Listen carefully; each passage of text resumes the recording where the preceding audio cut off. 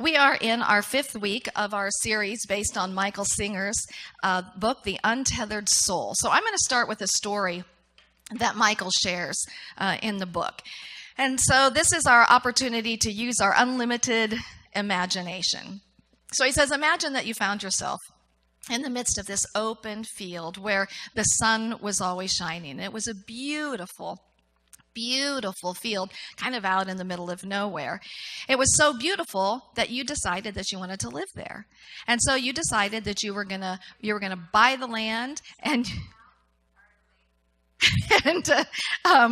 and you were going to personally design and build the house of your dreams. So you put down this really solid foundation because you want this house to last a long time. And then you decide you're going to do concrete walls because you want to make sure that nothing is ever going to decay and that no water can come in. And you decide to be ecologically sound. And so you put very few windows in this. And you create a long overhang on your roof. That would be a roof. And you put protective shutters in case you need to close them. And these shutters are ones that can be locked down pretty easily. So it was also a large enough house that you were able to bring in enough supplies to allow you to be fully sustained for the rest of your life. You even built a separate quarters for somebody to come and stay with you, kind of like a housekeeper, but the idea is that they would have their own space and you would have yours. You wanted to live in solitude. And so much so that you didn't even have a cell phone or internet or TV or computer. Can you imagine? Wow. So there you are. Your house is done and you love the openness of the field and all of the light and the beauty of nature. But most of all, you become enamored with your house.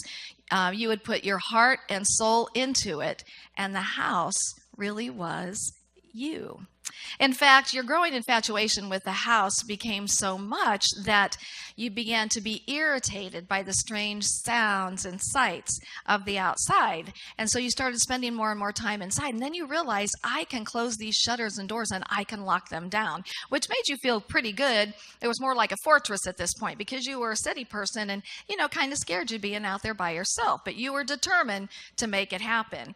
Well, you gradually became accustomed to living safely within the confines of this fortress, and you started doing things you always wanted to do. You read and you wrote, and it was fully climate controlled, and you had even been smart enough to install a full spectrum, up-to-date lighting system.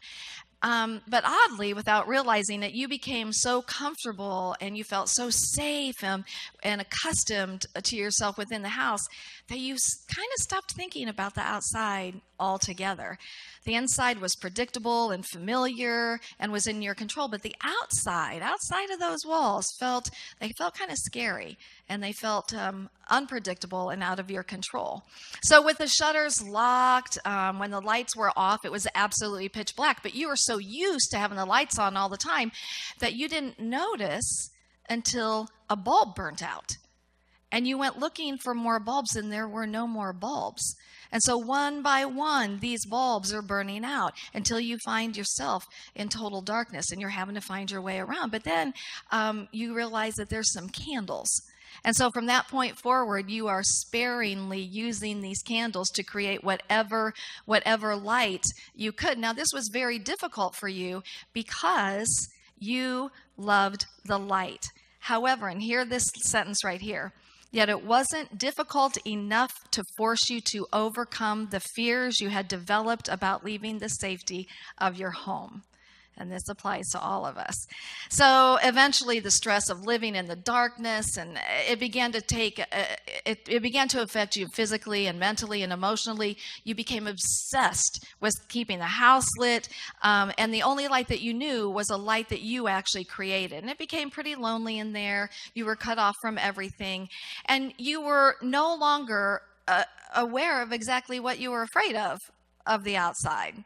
You just had become afraid of it, but you didn't know why you were afraid. It was all that you could do to hold yourself together, and you even stopped reading and writing and doing the things that you loved. You found that it was dark in the house, and you were kind of going into that depth of darkness yourself.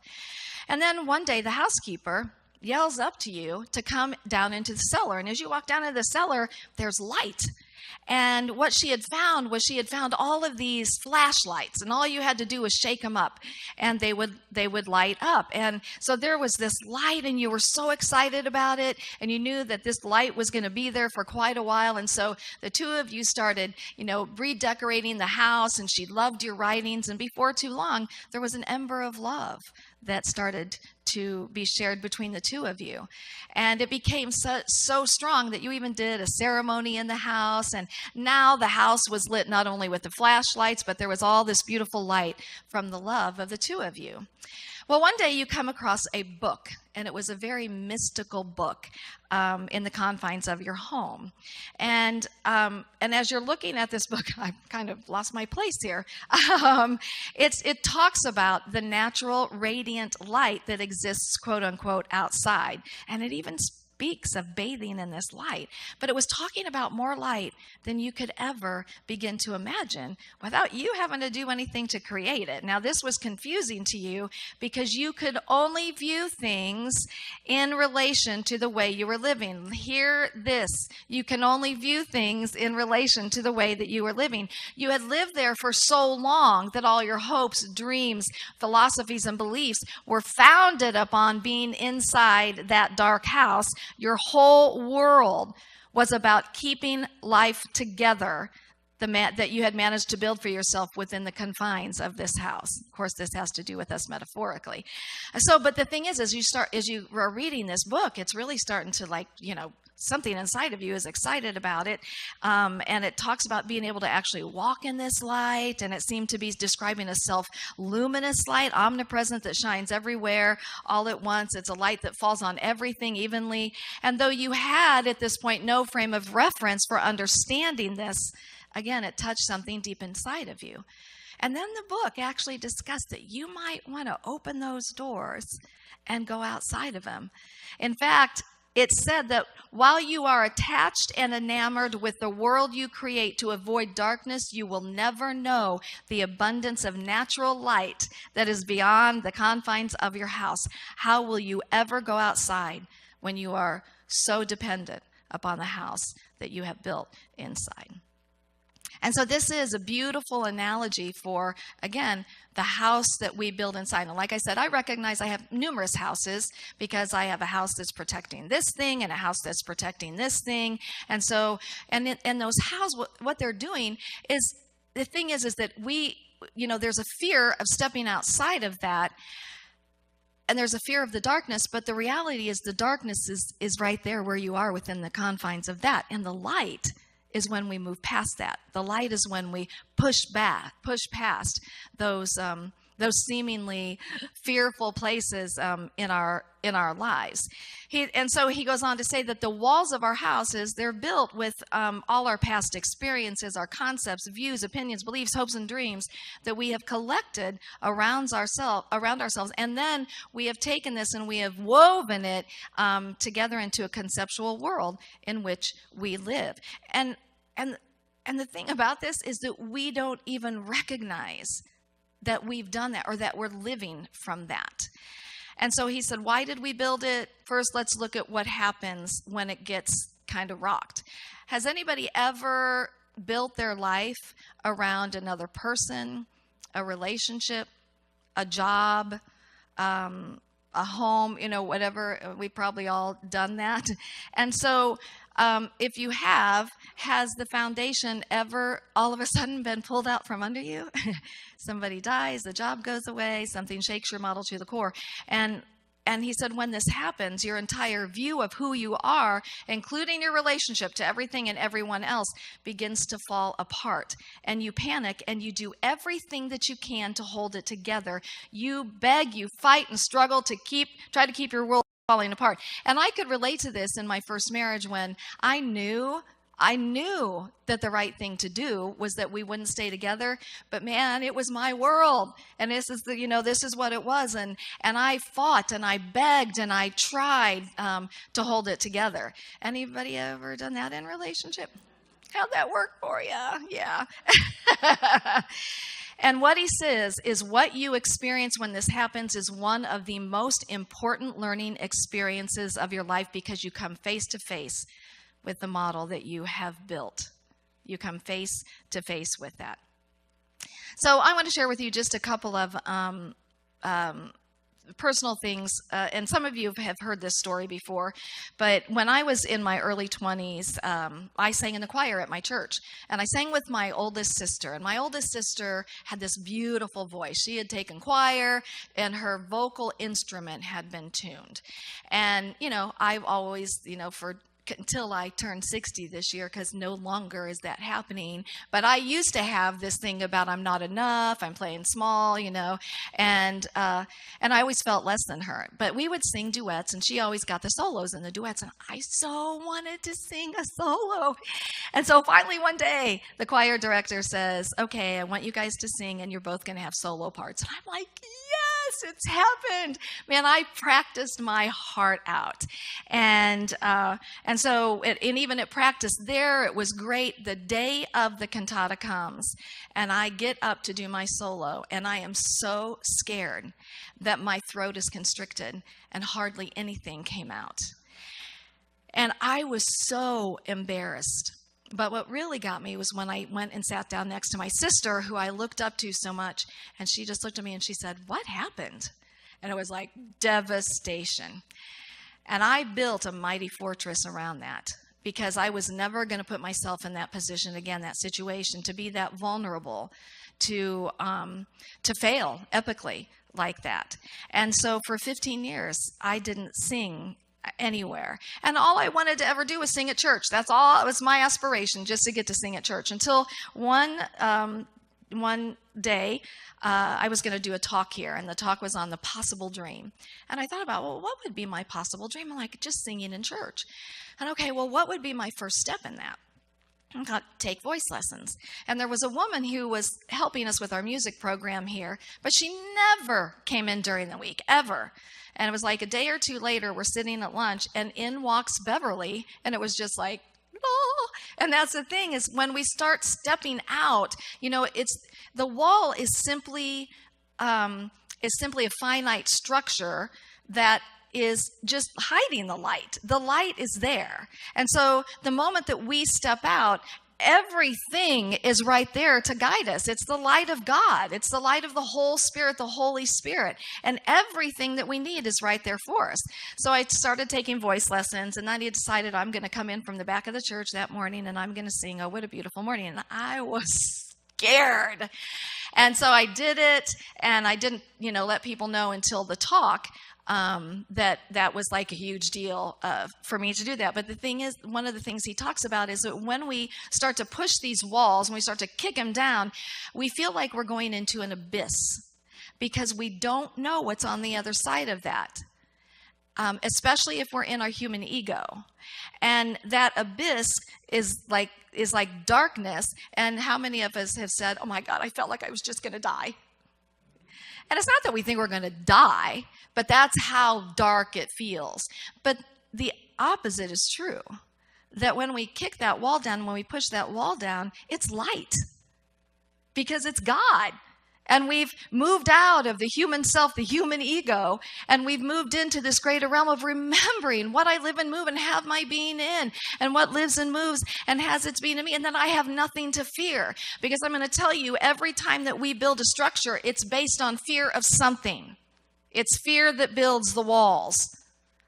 And it's, so we have that opportunity to kick those walls down and move through that. And so, that was a really awesome experience to kick those walls down and move beyond it. And I'm telling you, it took me years and years to get really comfortable, because I came in and we had all these amazing singers, and I still had my less than thing going on.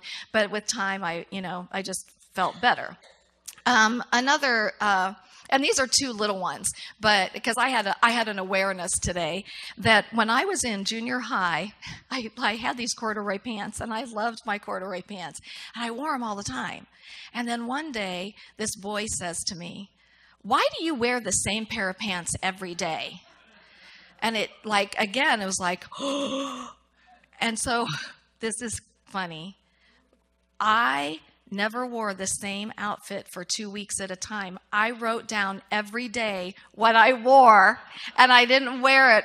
And, I have a plethora of clothes, and I may have to look into that because I love clothes. But, again, how quickly we build up a wall. I had an experience with somebody who I'd asked them to do something, and they didn't do it.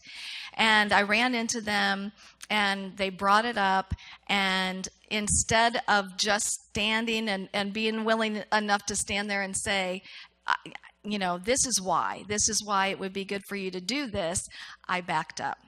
And I didn't say that. And it was okay because I recognized, oh, hey, look, I hit that wall, and I decided not to go through it this time. And it makes me more aware of wanting to move through it the next time. So recognize, and that's one of the things he said, is that time and again, every day, the natural flow of life collides with our walls and tries to tear them down. But time and again, we defend them. Time and again, we defend them. And every time we defend them, we create more thoughts that make that structure even more thick, those structures of knowing.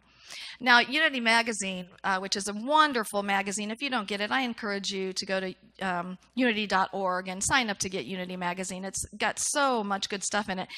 But they had an issue not too long ago on aging, and they talked about curmudgeons, becoming a curmudgeon.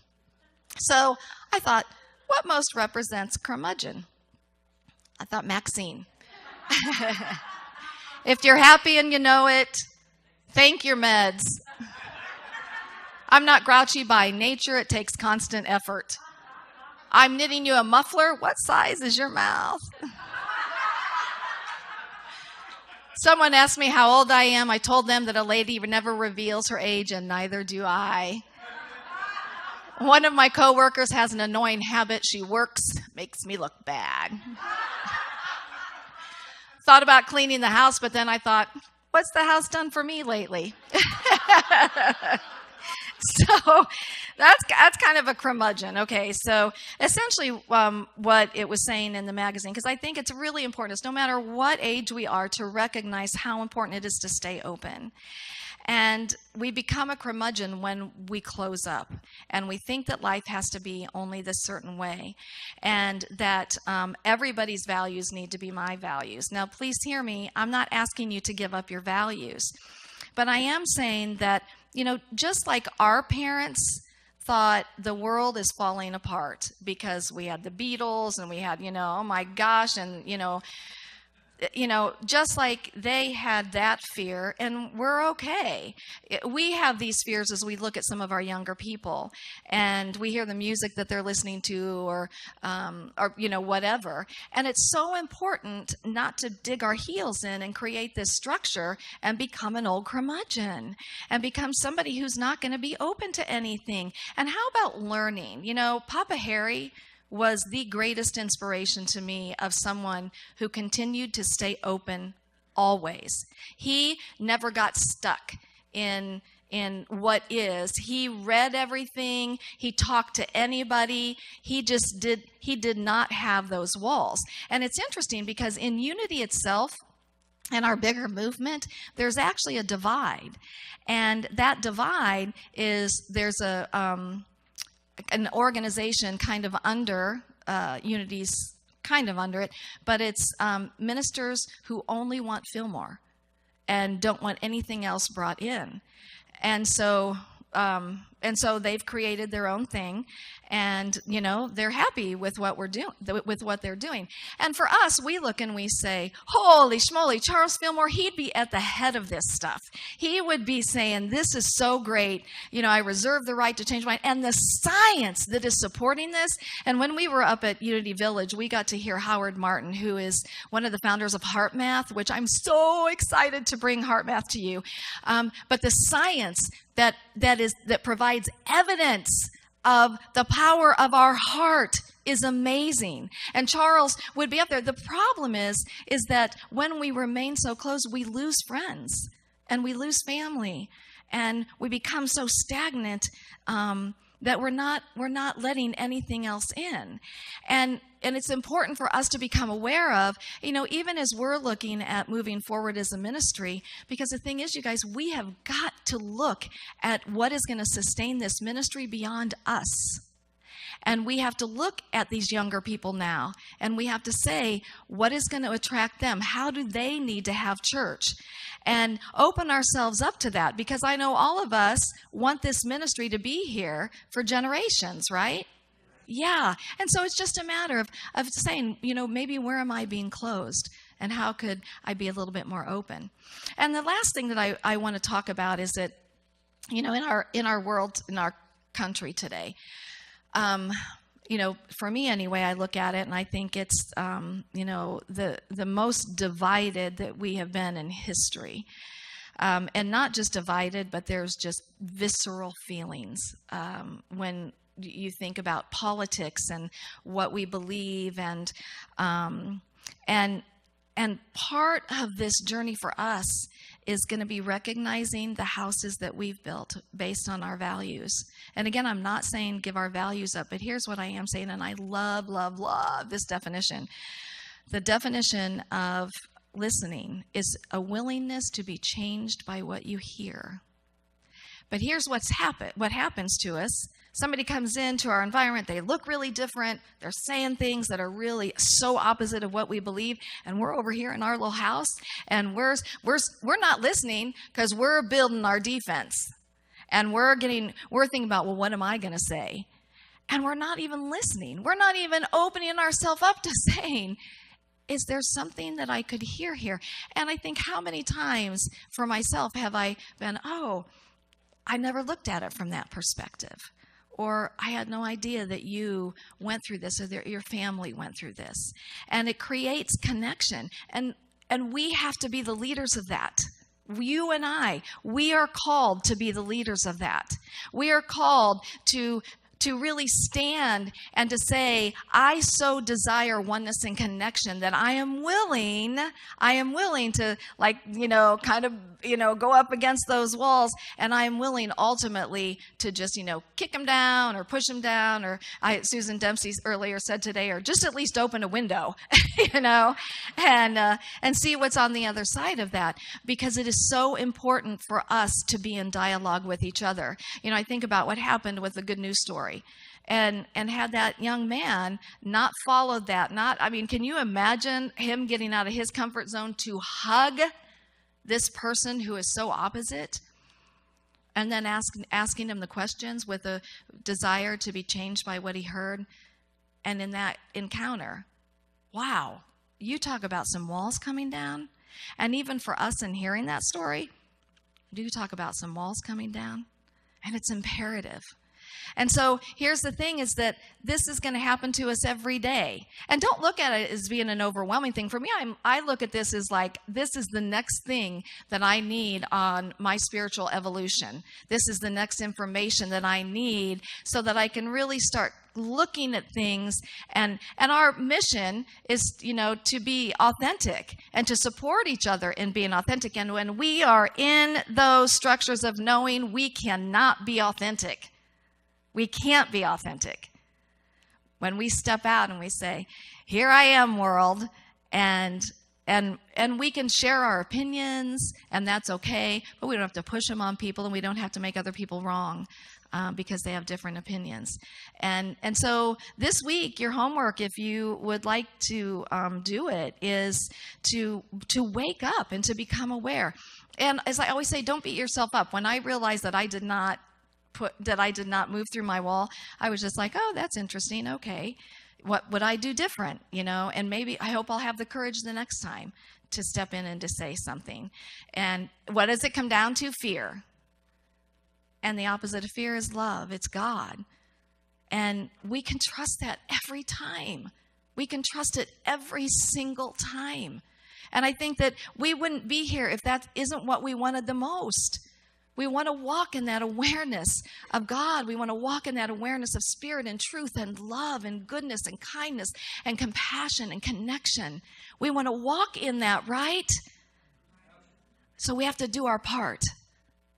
We have to do our part. And we have to start letting those walls come down and let ourselves, as I said last week, be uncomfortable in our uncomfortableness. Be okay with being uncomfortable in your uncomfortableness, because it will be a little bit uncomfortable, but it is so worth it. It is so worth it. And I love the saying that says, a small group of committed people can change the world. And I believe that. And I believe that as we come back week after week and we're working this, that we're getting clarity and we're letting those walls down, that we can change the dynamics of this ministry. We can change the dynamics of our community. And ultimately that ripples out into we can change the world. And we are doing it. We are doing it right now. So onward and upward. I want you to go out and kick some walls down. Need to get some of those big hammers in there and knock them down, whatever. Or just gently push them, whatever. Open a window. But do something. Namaste. Namaste.